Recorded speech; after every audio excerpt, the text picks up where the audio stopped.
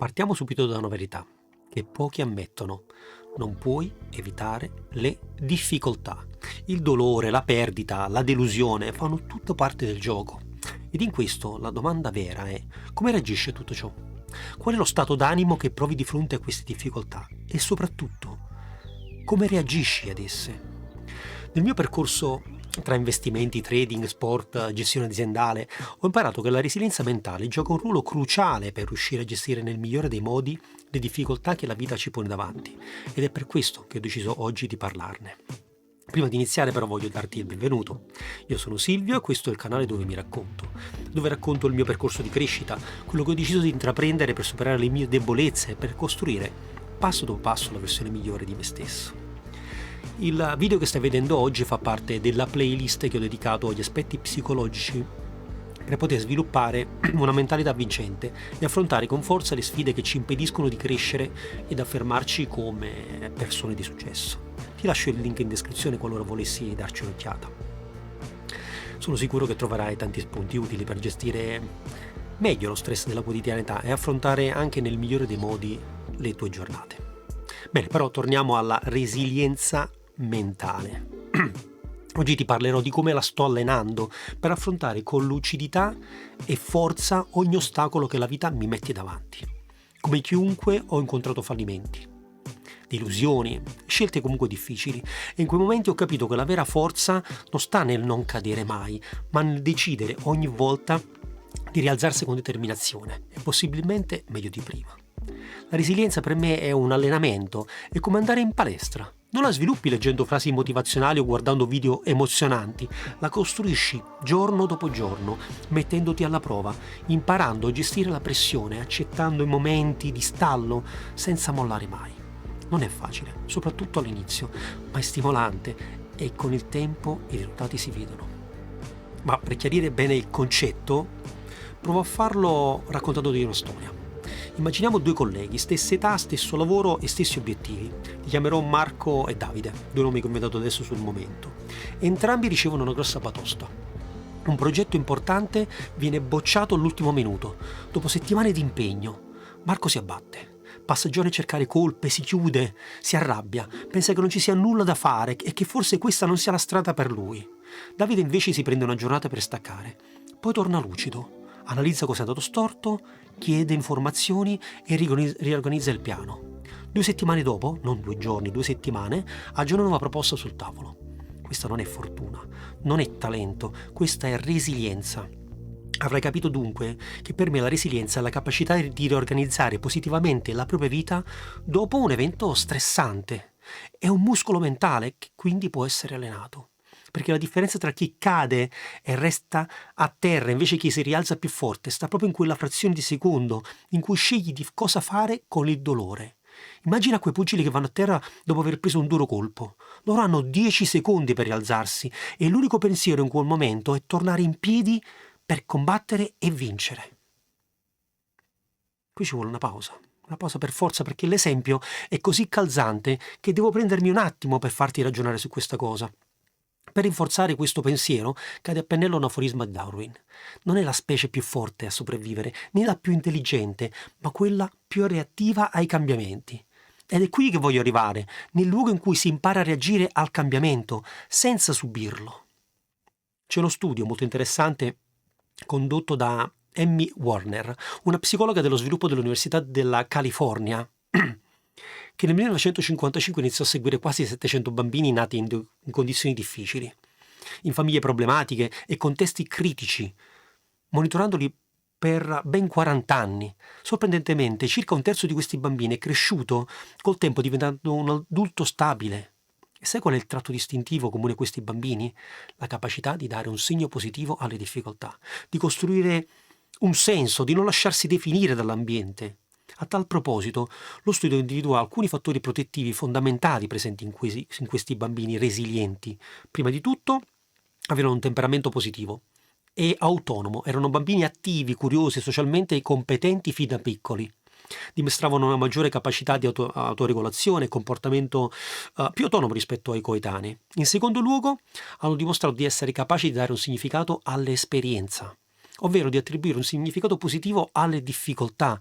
Questi bambini non si percepivano come vittime dell'ambiente, ma riuscivano in qualche modo a reinterpretare la loro esperienza, in modo però funzionale alla crescita.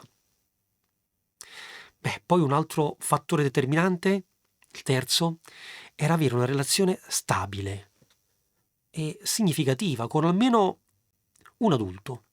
Spesso poteva essere una nonna, un insegnante o un vicino, insomma, persone che potevano fornire un supporto emotivo, fungendo in qualche modo da ancora in quelli che potevano essere momenti difficili.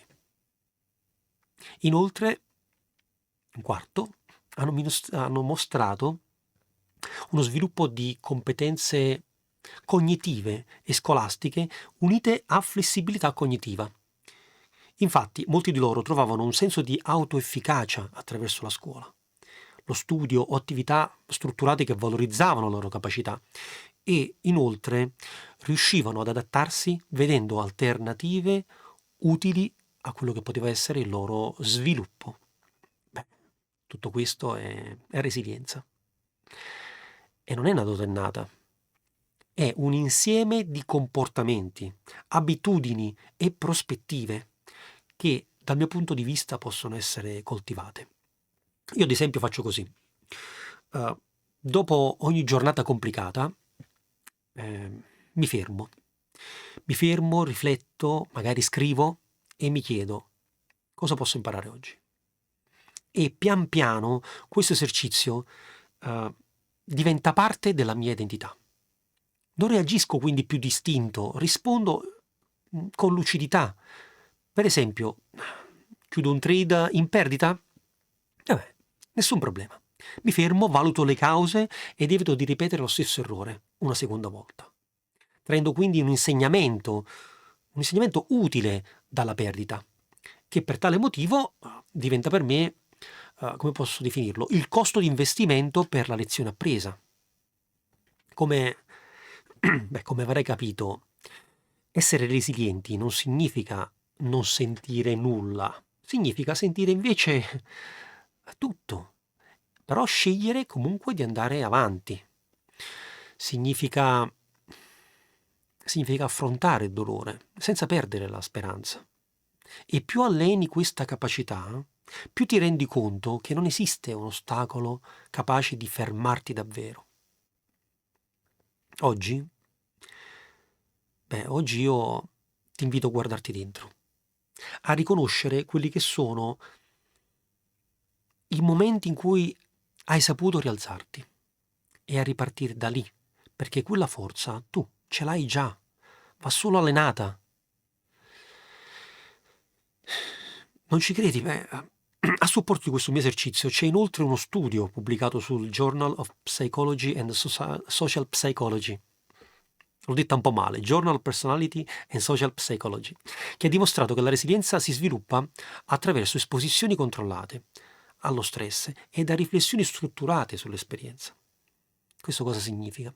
Significa che anche nei momenti più difficili, se impari a riflettere su ciò che hai vissuto, se ti prendi il tempo per capire cosa ti ha fatto bene e cosa no, il cervello impara, si adatta e cresce. Perché non dovresti crescere allora?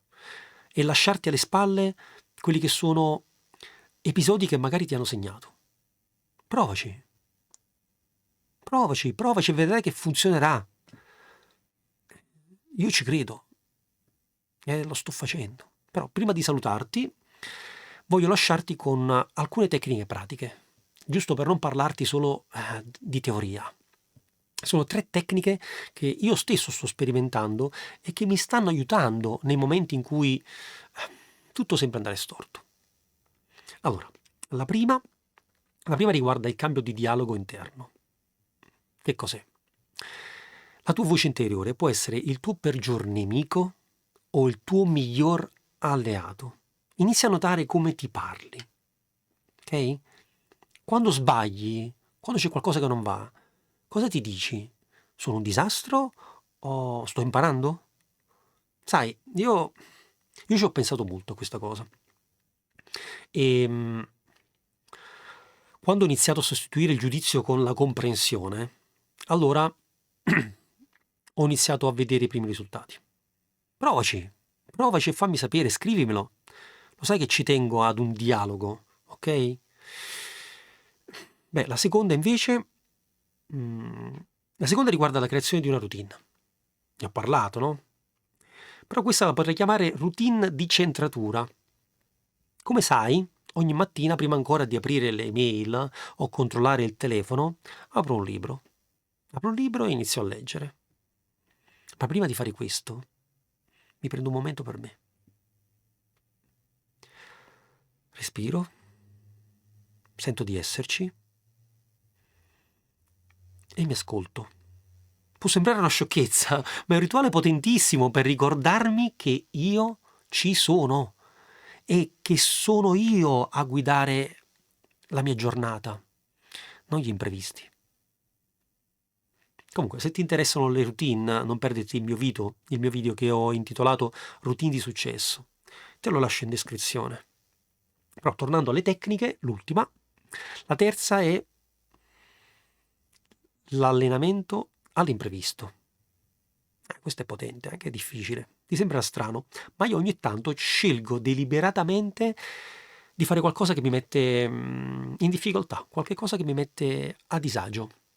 Niente di complesso, eh. Si tratta semplicemente di qualcosa che rompe la routine, ok? Qualcosa che in qualche modo mi fa uscire dalla zona di comfort, in cui tutto è più sicuro, prevedibile, sotto controllo. A volte può essere parlare in pubblico, anche quando potrei evitarlo. A volte affrontare una conversazione difficile che mi crea tensione. Oppure può essere anche semplicemente svegliarmi prima la mattina del solito, magari per allenarmi, quando ancora il corpo e la testa mi chiederebbero di restare a letto. Però non lo faccio per masochismo, sia ben chiaro. Lo faccio perché ogni volta che supero una piccola sfida, sto in qualche modo preparando la mia mente ad affrontare quelle che possono essere le sfide più grandi, come in palestra, per esempio, no? Se vuoi diventare forte, cosa fai? Devi caricare il peso. Se ti limiti sempre allo stesso carico, i muscoli si abituano. La crescita si ferma. E la mente? La mente funziona allo stesso modo. Quando ti abitui a stare comodo, l'imprevisto diventa un problema. È lì che l'imprevisto diventa una minaccia. Ma se impari ad accoglierlo, a cercarlo quasi, allora diventa un alleato. Diventa in qualche modo quel terreno fertile in cui la tua resilienza può davvero fare la differenza, può davvero esplodere. Vedi, non puoi scegliere sempre cosa succede nella vita. È difficilissimo, però puoi scegliere chi sei quando questo succede. E io ho scelto di essere pronto, non perfetto, non invincibile, ma pronto. E allora voglio lasciarti con questa immagine. Tu sei come un ponte. Quando arriva la tempesta, non puoi impedirle di soffiare, ma puoi rinforzare la tua struttura ogni giorno con piccoli atti di coraggio, presenza e sicuramente volontà. Ogni azione che fai per migliorarti, ogni sforzo che non ti viene facile, ogni momento in cui scegli la disciplina anziché la scusa, questo è un tirante in più che si aggiunge e che tiene su quel ponte. Ed è lì che nasce la resilienza, non nelle parole, nei fatti.